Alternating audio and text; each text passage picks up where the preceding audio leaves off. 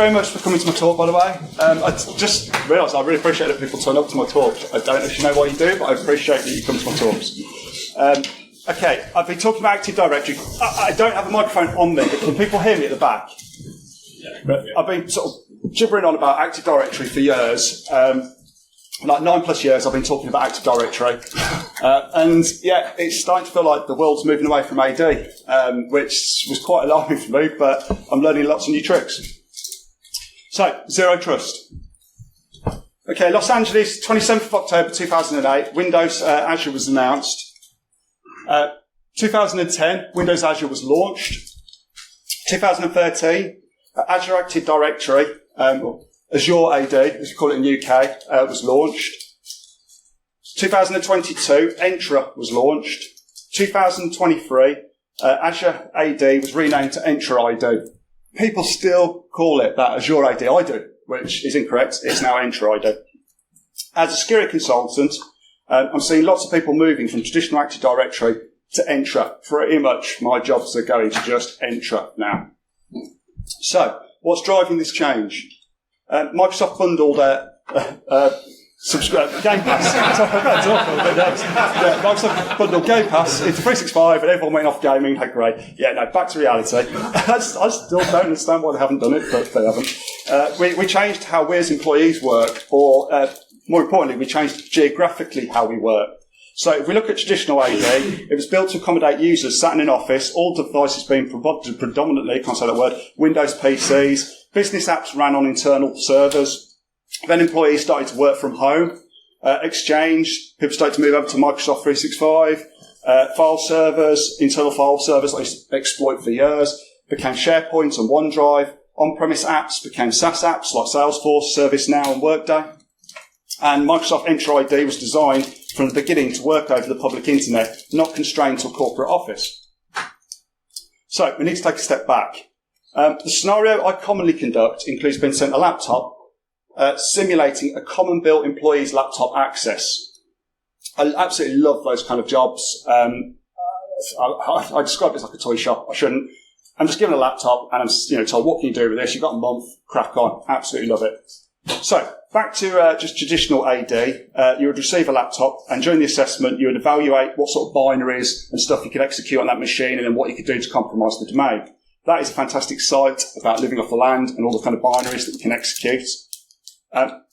Recommendation: users should only be given access to binaries and scripts and libraries that are necessary for their job role. And that was one of the recommendations we used to give to people. We'd say harden your machine, restrict access for users to things that they don't need, try and limit what they can execute.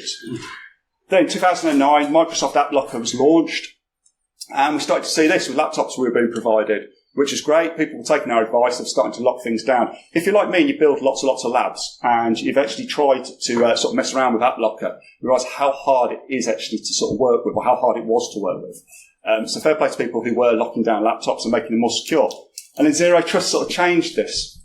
So Zero Trust is a security strategy based on 3 core principles. Verify explicitly, use least privileges, and assume breach. And there's a little bit more information there if someone wants to read that later.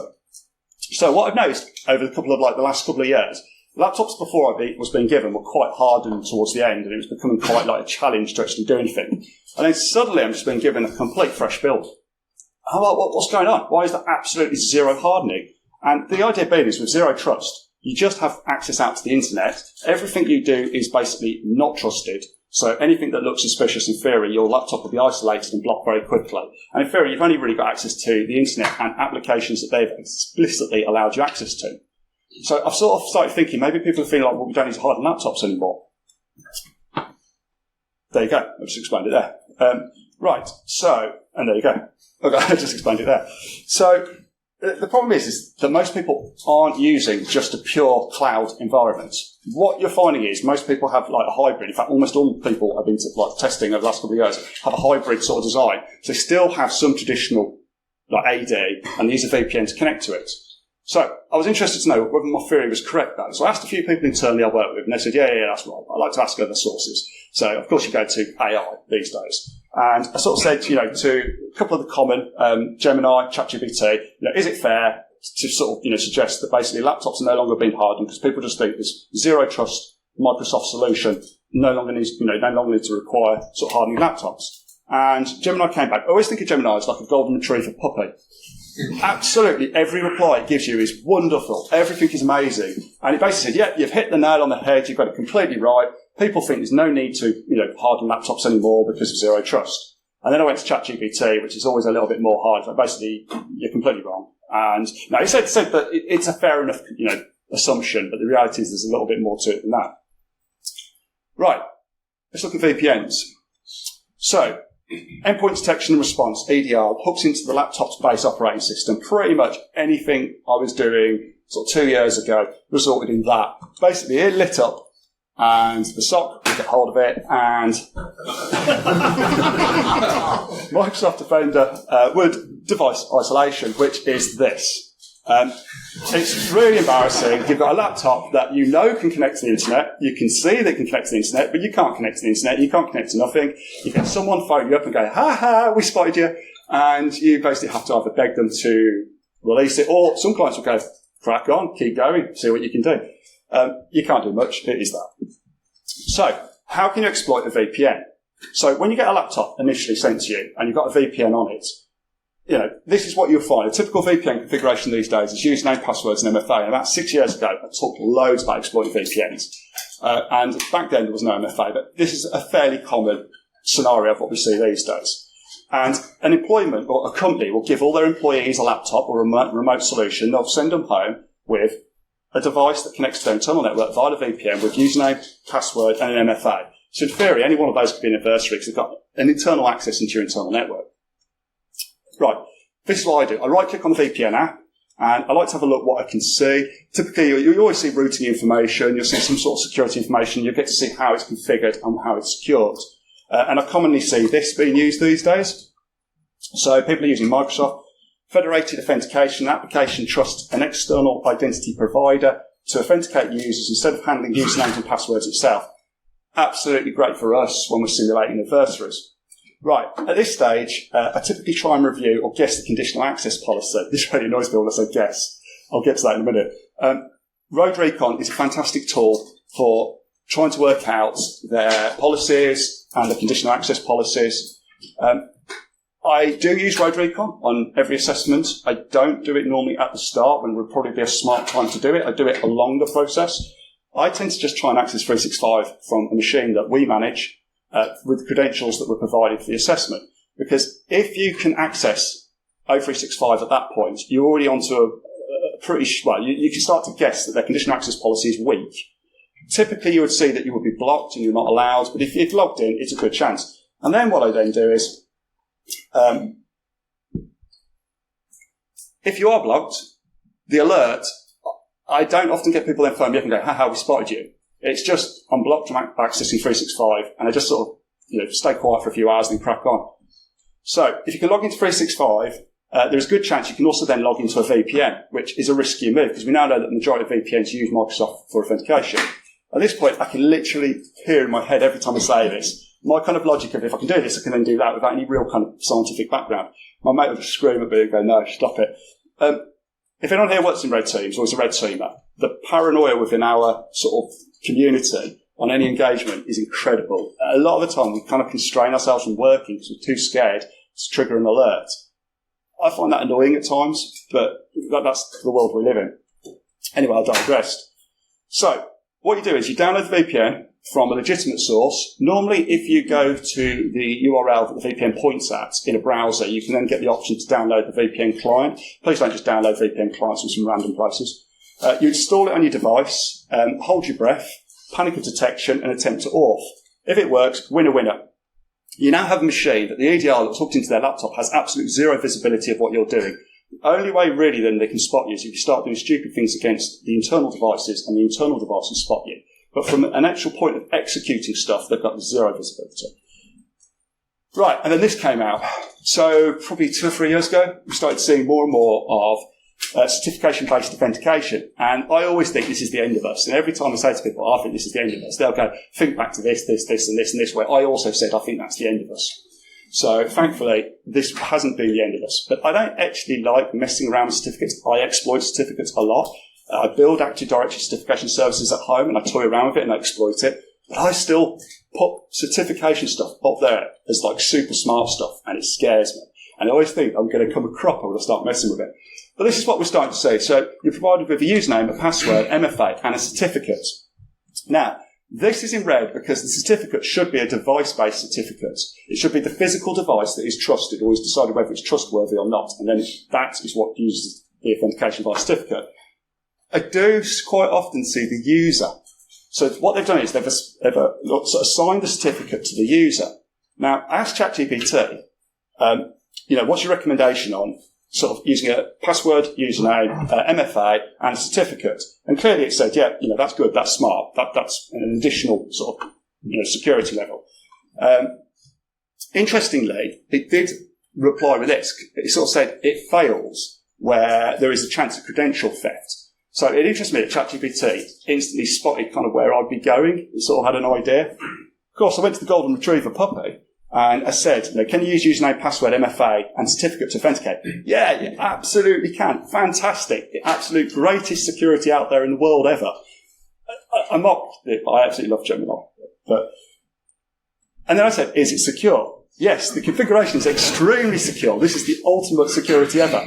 I give it credit here. It didn't mention it, but it does sort of, it says there about device search. It's kind of got a bit of a backdoor, like, we did sort of recommend you to do that.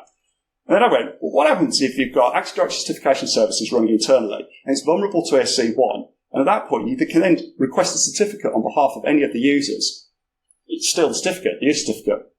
Exactly. You've hit the nail on the head. So at that point, it realised that maybe it's not the best security. It should be a device cert, not a user cert. Anyway, I've spoken to loads and loads of people. I've spoken loads and loads about age exploitation and EDR. I'm not going to talk about that today.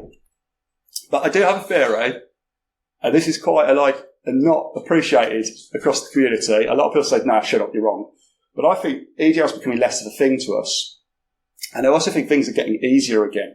Where they were getting really tricky. I was definitely going through a spat of a couple of years. I was thinking it might be time for me to move into a different profession.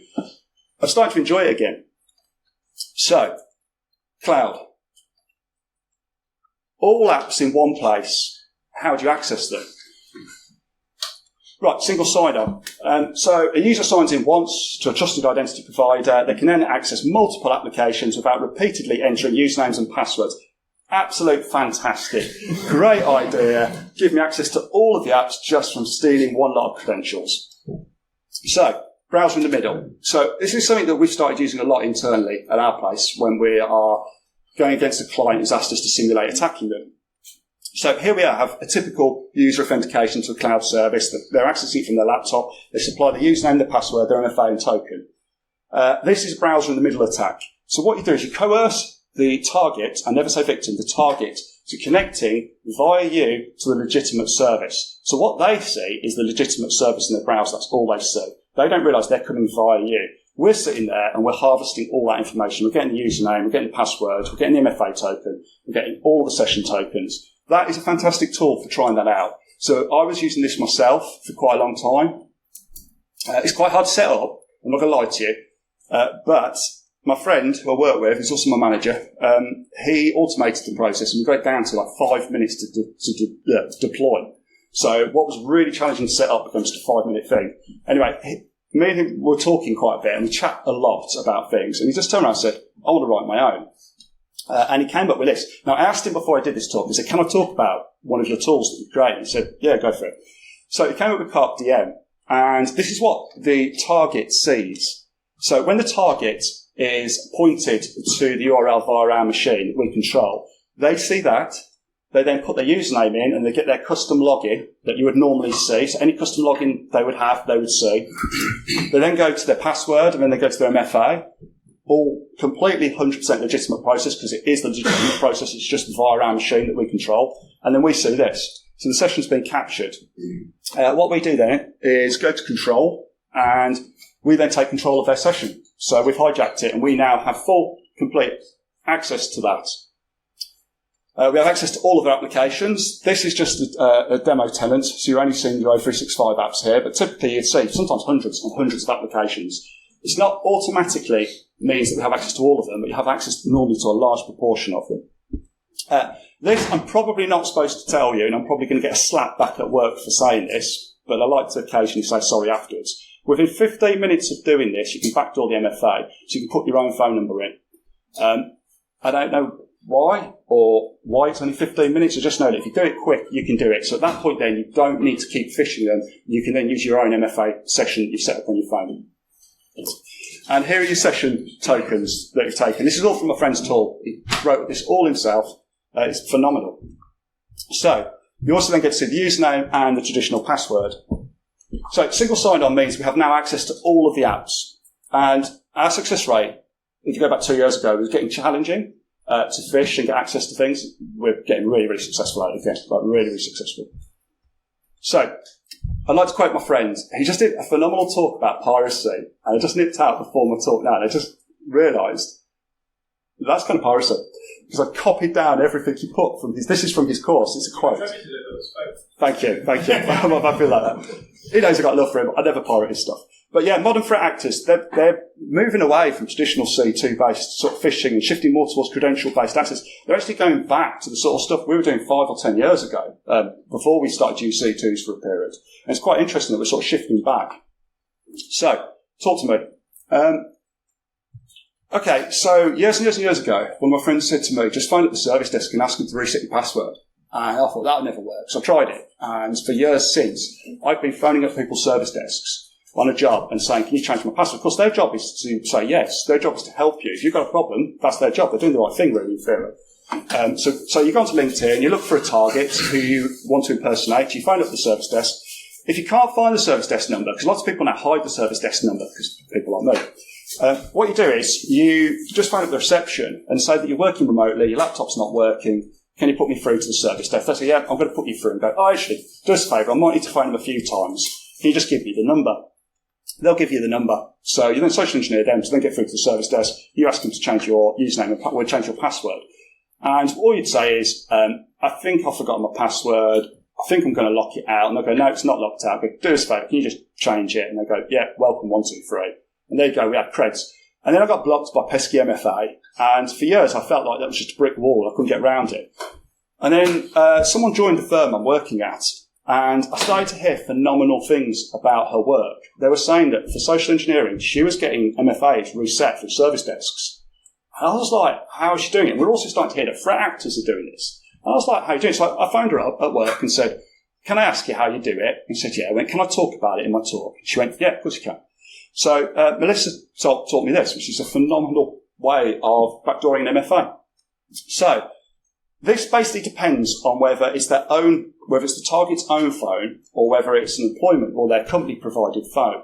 I've always worked in IT, well, for a long period now, 15 odd years I've worked in IT, and I've always been provided with a phone. So I still take for granted that companies provide people with phones, but a large number of companies do not provide their employees with phones. So it's their own phone. But let's say they are using a company phone. You phone up the service desk, and you just say, let me remind myself, you say that I'm working away and I forgot my work device with my work phone.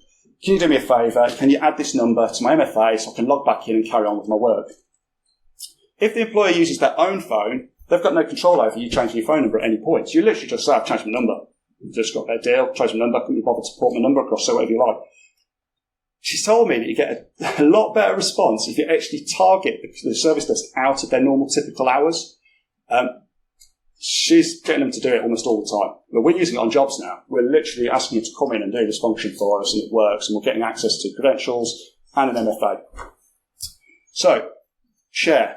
Now, I would traditionally have talked about Windows, internal network, domain network shares, but now it's all about this, and particularly SharePoint. And I've spoken like last year, a little bit about SharePoint. I want to share a bit more. I will go a little bit about what I've done before, but I will get into some new stuff. So, you want to open a document without affecting the metadata. I strongly suspect that the technical term is not metadata, but I call it that. This is what I mean. So the modified by. That is such a cringe for me. Look at it. If you open a document badly, that will change there from the person who created the document to whoever has changed it. Now, it's saving in real time. So I always have this panic that at the end of an assessment, someone will go, why the hell did you modify hundreds and hundreds of my files? At which point I go, I just opened them. I did not modify it. But also, it's a great way for a security team to then do some sort of threat hunting after us, historical threat hunting after us, to see what you've done. So my paranoia is, how can I open it without marking that? But just before I do that, I want to explain. Network shares were quite restricted down, often to domain groups that were allowed to access certain files. And then people said, let's just move it all to SharePoint. And I am seeing what is described to me as we are opting for a transparent model, or a model of transparency. And I'll go, please explain that to me. And they go, everyone in the organisation now has access to everything. And I'm seeing that across a large number of companies, but I'm also seeing other companies who don't have this transparency idea, who just move everything from a network share to SharePoint, who don't understand about file permissions of SharePoint, or they just haven't realised that it is so easy to basically get it wrong. So I just turn up and type password in. And also, when I sort of talked before about searching for things on shares, I talked about writing my own tools for searching things on shares. I've never really explained to you it's a painfully slow process. So like searching for something across a network share could take me all day, 2 days, 3 days, where here, this is instant. It's like literally instant. For someone like me, this is just the ultimate Haribo for me. I can instantly search for absolutely anything and find it. So I just type in password, which is dreadful, and there you go. You get credentials almost immediately. You see it all the time. I'm actually more surprised if I don't see it, if I'm honest. I don't believe it. So this is me now being super sort of paranoid and how I try and sort of access documents without marking them. So what I do is I go back, I hunt for a file I want to look up. I click the ... which then gives me the opportunity to open the file's actual location. I then tick down there and I just hit the details tab, which is like the equivalent of preview that you would have had in File Explorer. And here's a good example. So TXT, and the reason why I do that is because I don't want to mark the document at all. I just want to try and use built-in tools to try and view it. But I will get back on that in a minute. So TXT is a really, really, really messy, and I have demoed this before. Right-click it, open in browser the image, and then what you've got is the pixels at the bottom. All you have to do is literally tweak the pixels. I just add a 0 on the end of them all, and boom, you've got like a really, really high-resolution picture. Right, Office documents and Word. I used to explain to people, this was last year, my advice was open them in preview. And then my mate Paul, as just mentioned earlier, who wrote that tool, he turned around to me and goes, that don't work, mate. You're getting slapped, I'm still getting marked. So I realised that wasn't going to work. So this is how I now open a Word document. This is quite funny. 2026, I'm standing in front of people saying, this is how I open a Word document. That's where we are. That's the level. That's where I'm rocking at the moment. Right, so highlight the doc, click open in browser. I don't know whether you're better. I wouldn't want to download it. I open it in browser. And this is how the world sees Microsoft Word. I'm not going to teach you how you see Office Word. This is how I see Office Word. Literally, my panic. If I touch anything in this area there, I've marked it. I don't want to do that. So for a period of time, I was doing this. I was going to the search function at the top. I'll touch the toolbar. That's safe. And I'll go to the search bar, and I would then just use that to navigate my way through the document and find the exact points I want. Never, ever, ever touching there. And then about 2 months ago, I was quite ashamed. It took me quite a long time to figure this one out. I noticed that at the top. All documents seem to be saved. The majority of documents seem to be saved as editing mode, which means you can then edit them and change them, and it auto-saves. I just wondered whether I clicked it to viewing only, would it save that? Would it change that had been saved? So I tried it in my own lab, and no, it didn't. So, and then tried it in environments where I'm testing, and it hasn't. So what I do now is open the document and I click viewing, and then I can safely scroll through, and I can sneeze on it accidentally, and don't have to worry about it marking it. So, this is where the fun starts. This is stuff that I find fun. Start getting more granular. So what you've got here is I'm doing a search for password, file types, INI files. INI files are often associated with SQL configuration files, and they often contain credentials. That is not an INI file. That's something I knocked up, and it's not actually correct, but it gives you credentials in a document that I theoretically found. So, really, really good to start finding credentials. I like to add the domain. So I like to start getting granular. So do a search for the domain, do a search for the domain / and get even more granular. Do a search for the domain / and password, and you start to get it down to a really, really small number of things. You can pretty much guarantee those would have credentials for some things. That's a good way of finding it. Bloodhound is a tool used for enumerating Active Directory. We all who work in the industry use Bloodhound. We've all used it for a long, long time. Supporting. I think it's a fantastic tool. It is noisy on a red team, and I try not to use it. And now I use people's SharePoint. Obviously, one of the things Bloodhound does, it allows you to have visibility of attack paths, which what I'm going to show you now will not give you any visibility of attack paths, obviously.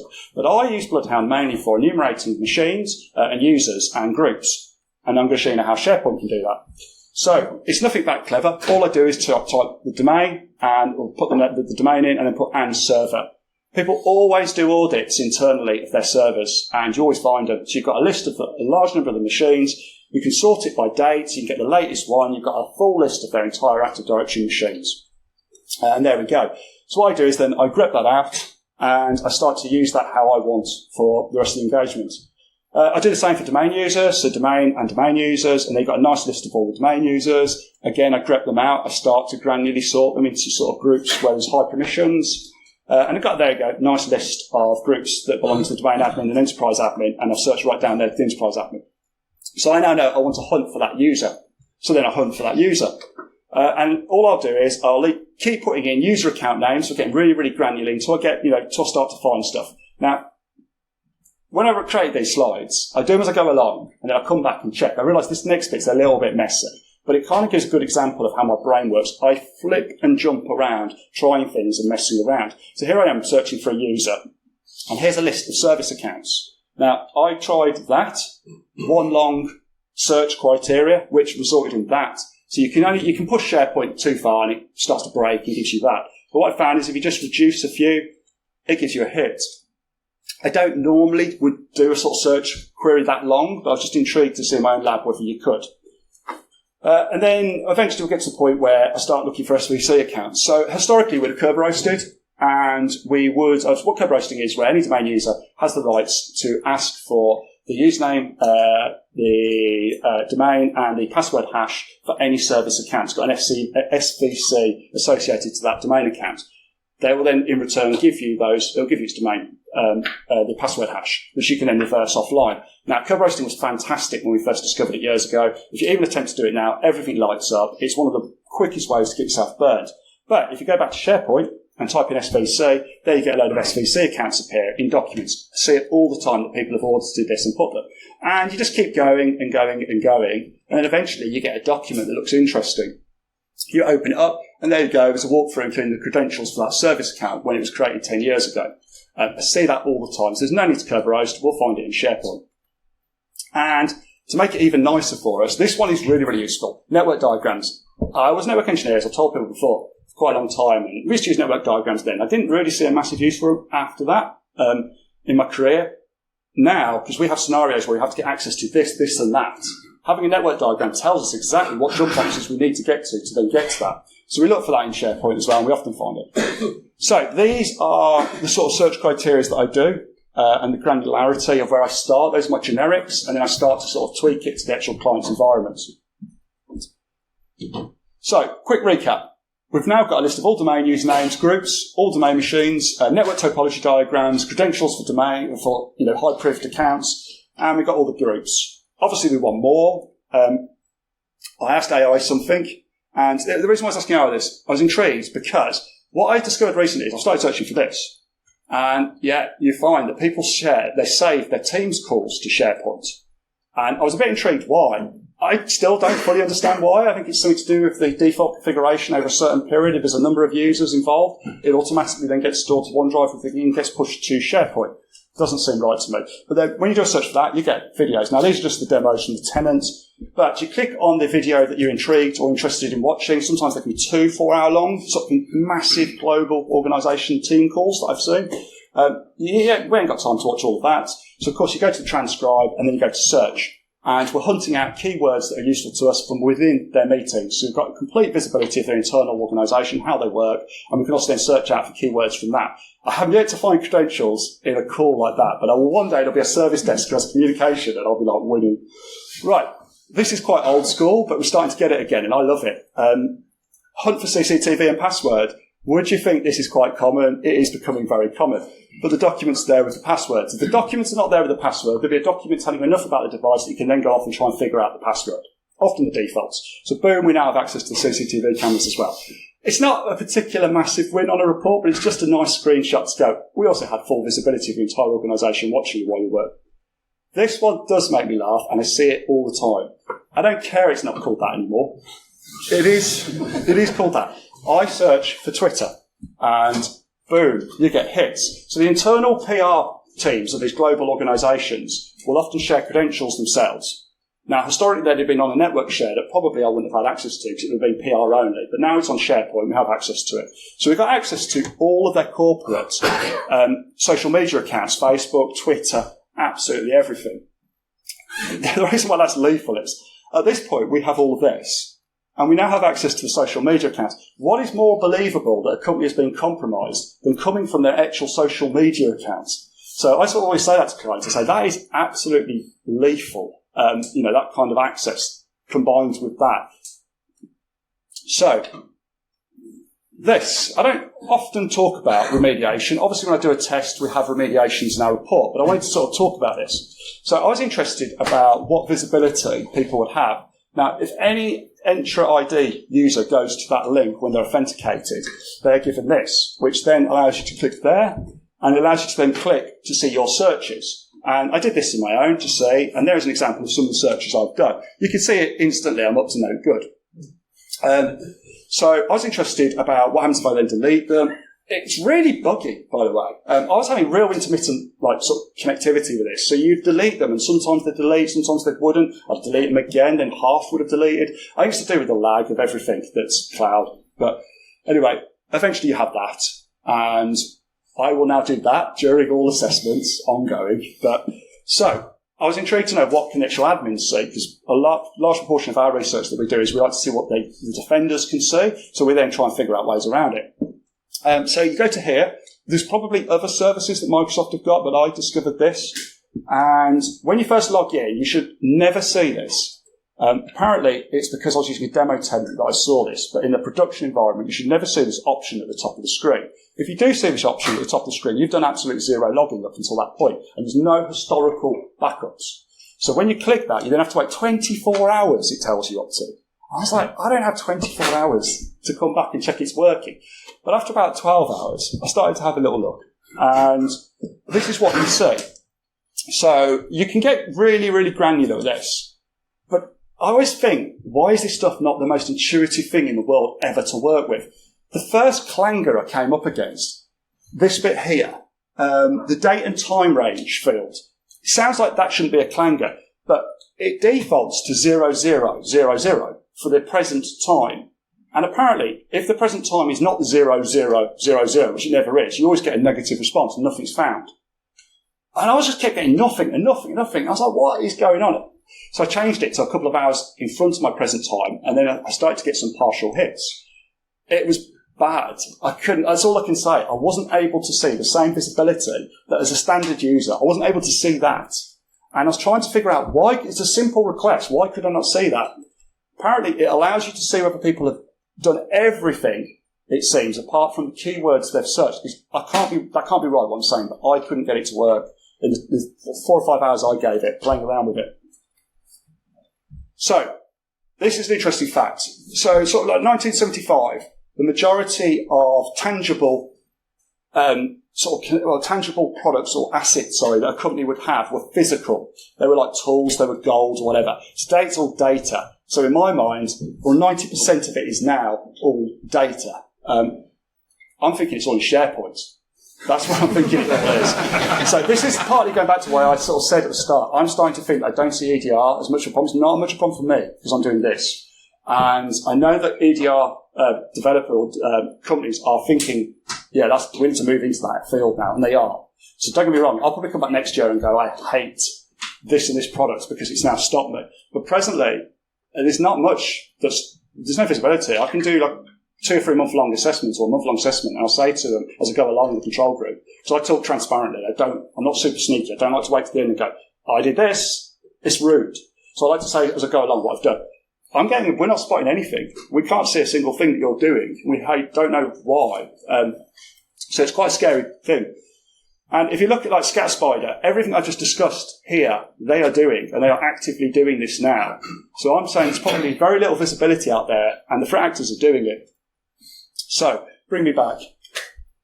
So I don't think it's getting harder. For the first time ever in my life, I can stand here and say, presently, I think it's for us getting a little bit easier. So, that pesky one person. So I discussed a lot about the hybrid sort of model of cloud and traditional AD. And the reason why you're seeing that is because obviously you still have internal apps, you still have some departments who just refuse to move for whatever reason, or they can't move them. So we are back to the VPN and the internal domain. So we've got this access to the internal network. What can we do internally for fun? So I've never talked about this before, but the company portal is a toy store, an absolute toy store of gems for us to exploit. So it's a central place to install company-approved apps, helps keep your device in compliance, and works with Microsoft Intune to control what can be installed. And here's an internet picture. I wasn't going to show you my own one. That would be crazy. So there's a company portal, and there's another one, and you can download apps. Now, what you find is, I'm going to say this first, I'll probably mention it later, it runs with system privileges for the installation, so users are not prompted for UAC. So you can, as a standard user, if it's there is a chance you'll be able to install it. It doesn't necessarily mean, because it can be done granularly down to groups, so they may not allow you to access it. But what I found is normally, if it's there, you can install it. Now, I'm going to talk about some programs. None of these are malicious programs whatsoever, but like 100% legitimate tool that I use all the time for compressing files. But I want to talk about ways that they can be used maliciously. That is an exact perfect tool that you'll find on pretty much every company portal out there. So, using the VPN, you found yourself a network share, you found yourself a VMDK file. So, using 7-zip, you can mount that share, you can access the VMDK file, you can open it, you can work your way down and find the smallest file. This is what I do. I look for the smallest VMDK, not always listed as number one, and I then mount that or open that, and then I eventually work my way across to Windows, System 32 and config, and there you go, we've got the SAM security and the registry files. Now that's where the local accounts and the cached accounts are stored on a Windows machine. So we'll copy those out using 7-zip, and boom, there we go. Using InPacket, we'll reverse the hash, which I've slightly redacted down there. I've done it there. So there you go, we've got the password. So we managed to reverse the hash and we've got the password. So just using a completely legitimate tool, we've managed to compromise a local account on the machine or a cached credential from the account. Notepad++, minus the problem they had recently, which wasn't actually a problem with them, it was their third party who got compromised, who was storing the file. I absolutely love Notepad++. I use it all the time. You can open hundreds of tabs from shares and then just do a single search across them all instantly. That is a good example of how I use Notepad++.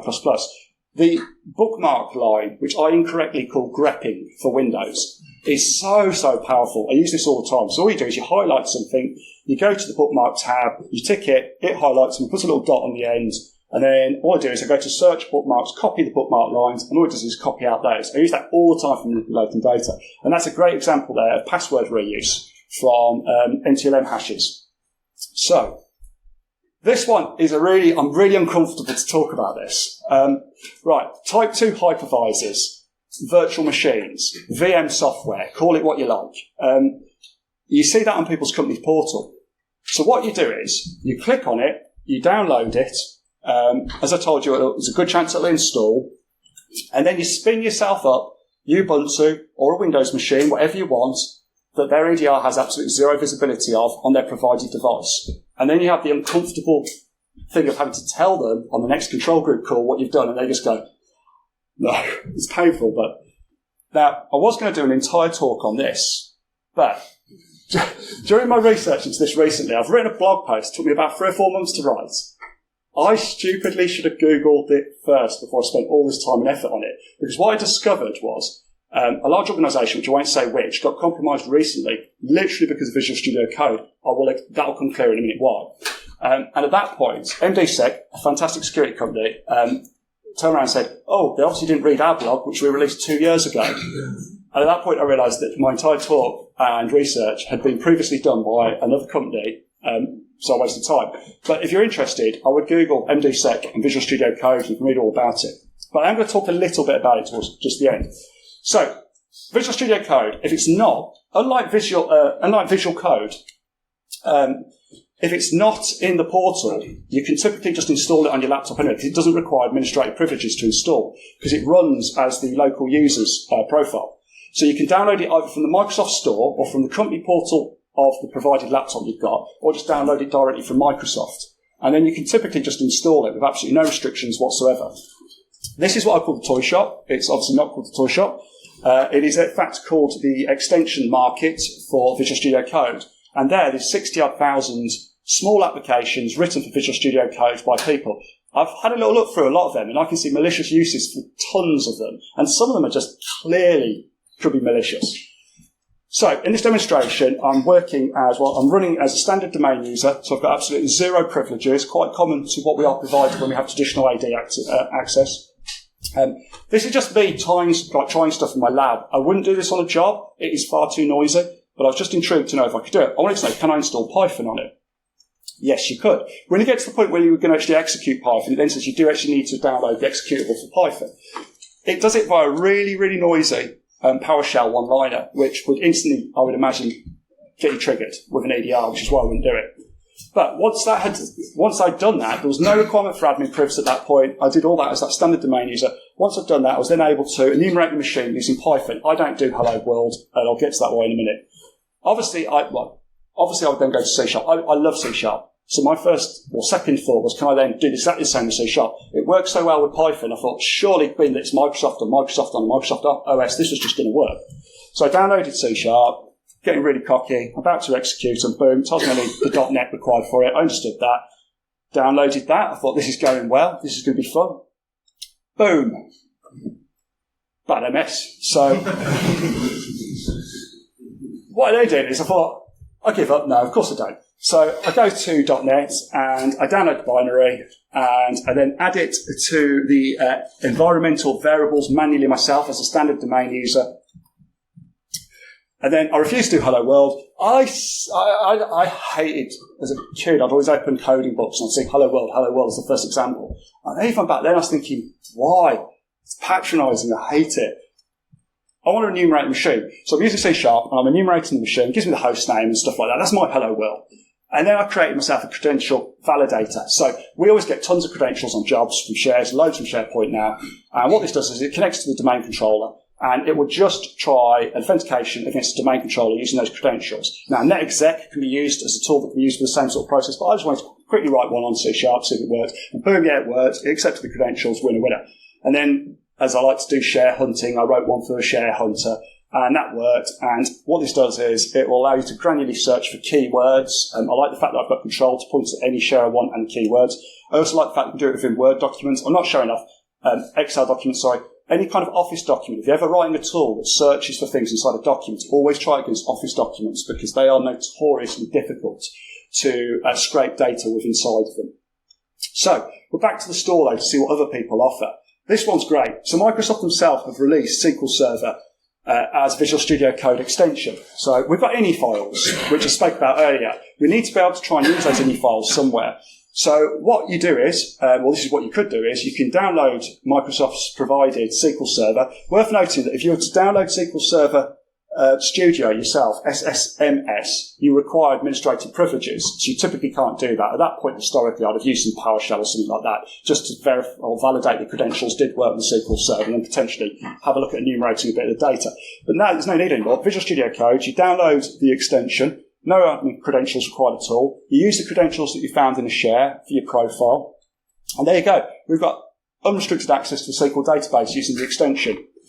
You can execute SQL statements. I'm not the world's best at executing SQL statements. Always be incredibly careful that you will not in any way contaminate data. But here's a visual sort of representation. So that's SQL Server Manager, the legitimate application versus the extension. You can't probably see it too well there, but it's the same tree you see in their SQL tree. So LDAP enumeration without traditional tooling. This is a great extension as well. So you download this and you click down there to create your profile. You add your credentials. You can also do Active Directory Certification Services enumeration. Here, so you can enumerate your certificates using this as well. You have to go to a separate or different part of the AD tree, but you can do it. I've tried. So after saving that, we can connect to AD. And there we go. We're connected to AD. I wanted to show you the difference between Active Directory users and computers that you would see versus what we're seeing here. We're still seeing the same host names, so that's a good start. I wanted to see what you could execute with regards to LDAP. I've written tons and tons of LDAP queries over the years that I've released. I don't do this on an engagement, not because it will be noisy, but it's because I don't find people put credentials inside of description fields, in AD. And I find it something that you'll see in Capture the Flags a lot, where the description field in AD will have a password. In the real world, I've just never come across it. I've heard a few people who have, but I wanted to try it in my own lab anyway. So in my lab, boom, there you go, credentials from the description field. So using this extension, you can start to enumerate things. So, extending the concept further. Visual Studio Code supports VSX files, so you can write these yourself and you can import them. You don't have to upload them to the Market Store. You can literally just write them yourself and then instantly import them into your Visual Studio Code and start using them. So, I'd just like to shout a quick thanks out to my friend again. I bore him all the time, and I was boring him about this, and from the next day, he just started saying, here's all our historical tooling, I've now ported it to this. So we now have an entire catalogue of tools that we can use. Now, I'm not going to demo that stuff of his, because it's not fair. I feel he should come up here and do an entire 1 hour talk on about the tooling that we've written, the Visual Studio Code that we're now using. But, just before I end, I'd like to talk about this group. So again, this group compromised several high-profile organisations. 2022, the breach was theft of source code from a high-profile products, all without deploying traditional malware beside information stealers. Again, it's another example of a threat group using exactly the same techniques as I'm showing you here. So, I work for NCC Group. I'm part of the full spectrum attack simulation, which I'm very, very proud to work for. It's an incredibly smart bunch of people. And that's me on GitHub, my exploits. Thank you very much.